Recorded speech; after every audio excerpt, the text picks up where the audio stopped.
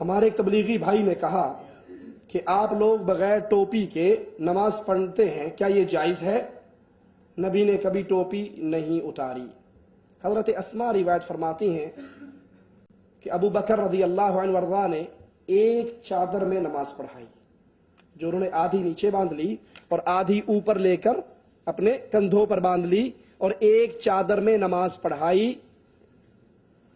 اسماء کہتی ہے میں نے پوچھا بابا آپ کے پاس کپڑے تو اور بھی تھے، آپ نے یہ ایک چادر میں نماز کیوں پڑھائی؟ فرمانے لگے اس لیے کہ رسول اللہ صلی اللہ علیہ وسلم نے زندگی کی آخری نماز ہمیں ایک کپڑے میں ہی پڑھائی تھی۔ ایک صحابی آتے ہیں، سر پہ کپڑا ہے، اتار کے نیچے رکھ دیتے ہیں اور ننگے سر نماز پڑھتے ہیں۔ دوسرے صحابی کہتے ہیں آپ کے پاس کپڑا تھا پھر آپ نے ننگے سر ہو کر نماز کیوں پڑھائی؟ کہا اس لیے تاکہ تمہیں تعلیم دوں، تمہیں بتاؤں کہ سنت رسول اللہ صلی اللہ علیہ وسلم ننگے سر نماز پڑھنے کی بھی ہے۔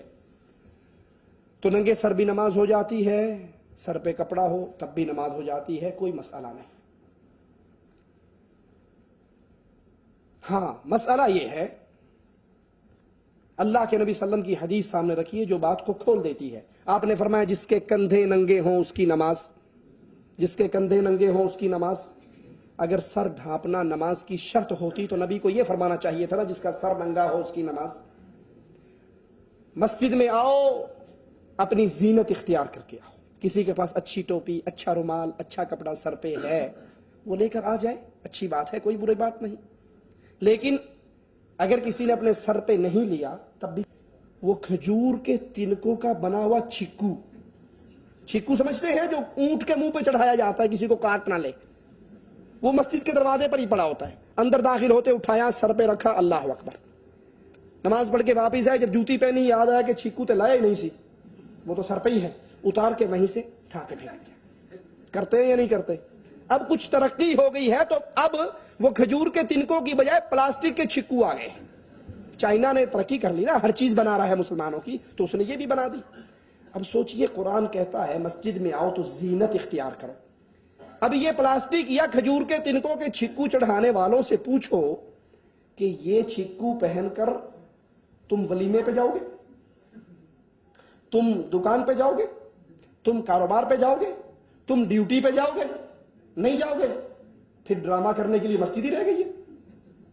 دیکھو میں نے یہ رومال پہنا ہے، یہ رومال پہن کے میں اللہ کے گھر میں بھی آ سکتا ہوں، یہ رومال پہن کے آپ کسی بھائی کی شادی ہو یا میری اپنی شادی ہو اس میں بھی جا سکتا ہوں، ٹھیک ہے؟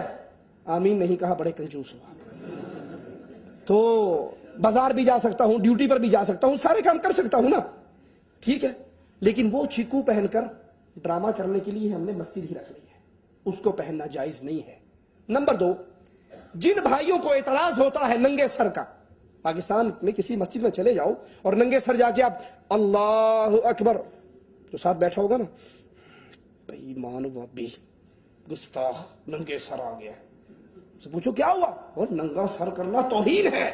ان سے پوچھو حج میں آ کر سارے ننگا سر نہیں کرتے، ٹینڈ بھی کروا لیتے ہیں، یہاں سارے توہین کرتے ہیں۔ پھر ایک سوال۔ دوسرا سوال کہ تمہارے مذہب میں ننگا سر کرنا توہین نہیں، کرامت ہونی چاہیے۔ ہمیں نہیں یہ الٹی گنگا سمجھ آتی، کوئی سر ننگا کرے تو ہم کیا فتویٰ لگاتے ہیں؟ گستاخ، بے ادب، توہین کر رہا ہے۔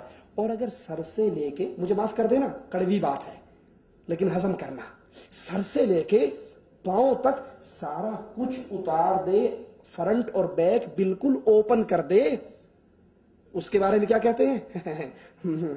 حضرت بابا جی ہمارے گھر میں اولاد ہوگی، اس کے سامنے رکوع کرتے ہیں اور پوچھتے ہیں بابا ہمارے گھر میں اولاد ہوگی، کوئی پوچھے بھائی یہ تو ننگا ہے، کہا آپ کو کیا پتا، ہماری معرفت کی آنکھ سے دیکھو یہ مجذوب ہے، ولی اللہ ہے، پہنچی ہوئی سرکار ہے۔ ننگا سر کرنا گستاخی ہے تو پورا جسم ننگا کرنا بڑی گستاخی ہوگی۔ اور اگر تمہارے ہاں ننگے ولی بن جاتے ہیں تو ٹنڈ کروانے والا، ننگا کرنے والا کوئی 5% تو ولی بیچارہ اس کو بھی مان لو۔